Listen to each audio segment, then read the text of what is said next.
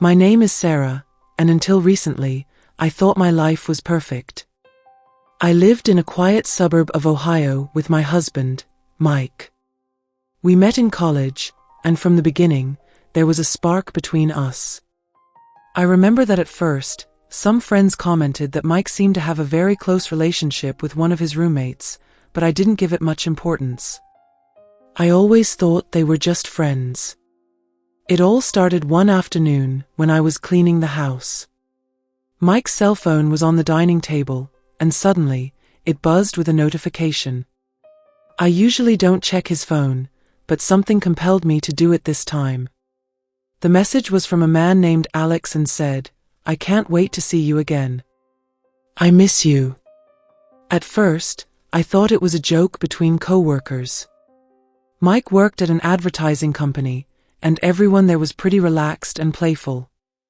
I decided not to do anything about it, but that night, something inside me felt uneasy. Who was Alex? Why was he sending such affectionate messages to my husband? During dinner, I observed Mike, looking for any signs of infidelity, but he seemed as loving and attentive as always. A few days later, while I was with my family, I casually mentioned the message I had seen. The reaction was immediate and strong. My parents and sister told me I needed to confront Mike, that this had no future and that he might be homosexual. I didn't want to believe it. Mike and I had been through so much together, and the idea of him cheating on me was devastating.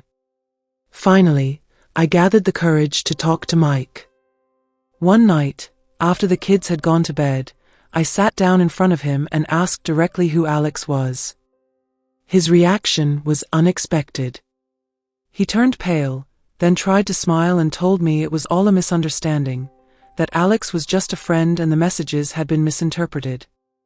I wanted to believe him, I really did. But something in his tone, in his eyes, told me he wasn't being completely honest. I decided to investigate further on my own. I started checking his messages when he wasn't around, looking for more evidence. And I found it. There were numerous messages between Mike and Alex, some more explicit than others, confirming my worst fears. Mike wasn't just cheating on me, he was cheating on me with a man. I confronted Mike again, this time with the evidence in hand. He couldn't deny it anymore. He confessed that he had been seeing Alex for several months, that he had tried to suppress his feelings, but couldn't keep living a lie. He told me he still loved me, but also loved Alex. I felt betrayed, hurt, and completely lost. How could the man I had built a life with have this double life? I cried, I screamed, and I broke down. But something inside me stayed strong.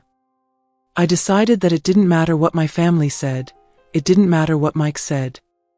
I needed to do what was right for me and my children. I told Mike we needed time apart. He moved in with a friend and started seeing a therapist to better understand his sexuality.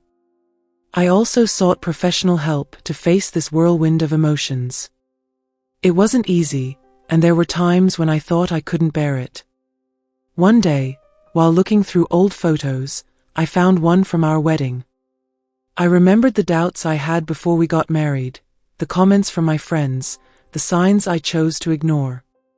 I realized I had ignored my intuition, that I had placed society's expectations above my own happiness.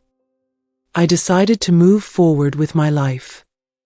It wasn't easy, and there were days when everything seemed dark. But over time, I found peace.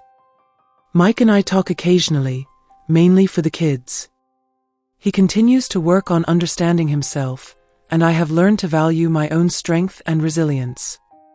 Sometimes, life throws us curveballs we never saw coming.